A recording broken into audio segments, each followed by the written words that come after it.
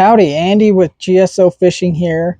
We're out here fishing on Blue Mesa and just got done looking for some schools of salmon. That is kind of the season right now.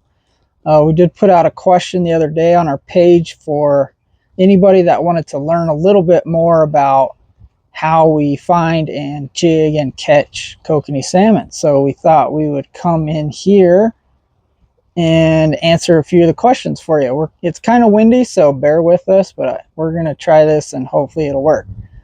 Stormy is going to help me out by reading off some questions, and I will do my best to answer them for you. Okay, so Tom was wondering how long the kokanee stay schooled up like this before they run up the river to spawn. So yeah, every year is different.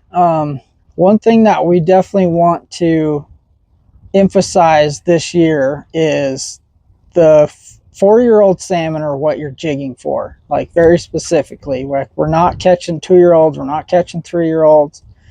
These are fish that are staging to run up the river. So with that said, this year's population of 4-year-olds is still nothing like it was prior to the drought. Gill lice and the drought hammered the salmon pretty bad, so the overall population's a little bit lower this year, but what we're seeing is huge numbers of little ones. So the next couple of years should be better.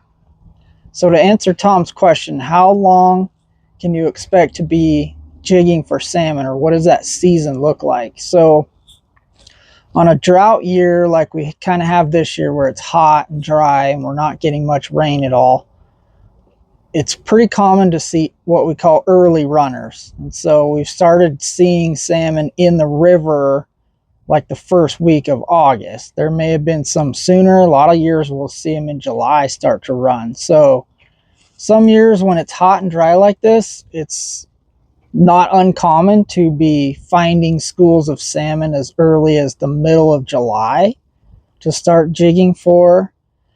And then the bulk of the season is the month of August. That's when the majority of those fish are staging. And then the run, whatever signals those fish to leave the lake and run up the river.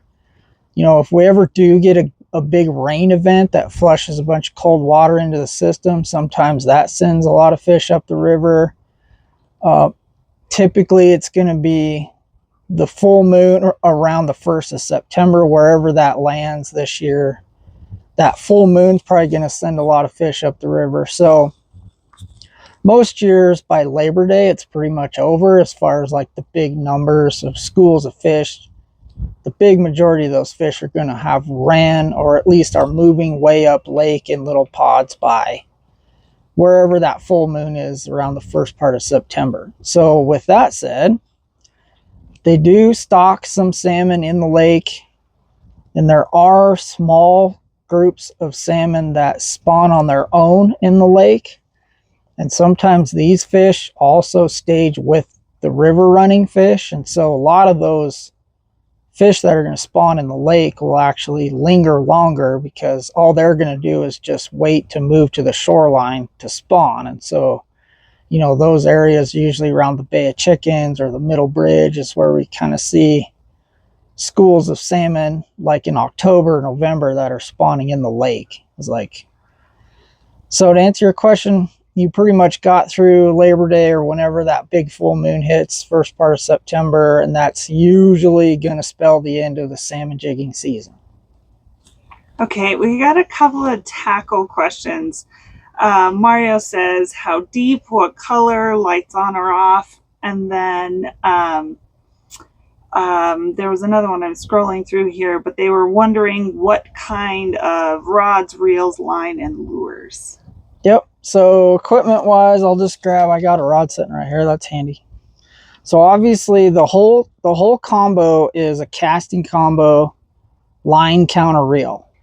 So the reason for that is we're fishing for fish that are suspended in the water column. They're nowhere near the bottom of the lake. So simply dropping your jig to the bottom and fishing on the bottom is not an option. So you have to have a way to accurately put your jig in the specific part of the water column where the salmon are sitting. And so line counter reels are how we do that. I like to spool mine with, this is 30-pound braid. And what I run is about a 10-foot, 12-pound fluorocarbon leader. I do think the salmon can still see pretty good that deep. And so to have that invisible leader tied up to the jig is kind of the most important end of that. But the reason for braid in that fluorocarbon leader is sensitivity and hook setting power. So unlike the rest of the season, where we're so used to being really careful and having really forgiving setups for our salmon fishing because they have such soft, fragile mouths, now these 4-year-old fish are starting to mature into their spawning phase. So they're growing really hard bone in their mouth. A lot of them are starting to get pretty good sized teeth. And so their mouth structure is actually, now it's actually really, really hard most of the time. And so coupled with the fact that we're fishing for them like 70 to 120 feet deep, you want zero stretch line with a ton of sensitivity so you can feel that bite jigging that deep. And then you've got the power to drive that hook into that hard bone when you're fishing that deep. If you are using spinning equipment, they do make metered braided line. And so you're able to spool up a spinning reel with braided line that'll change color like every 10 feet.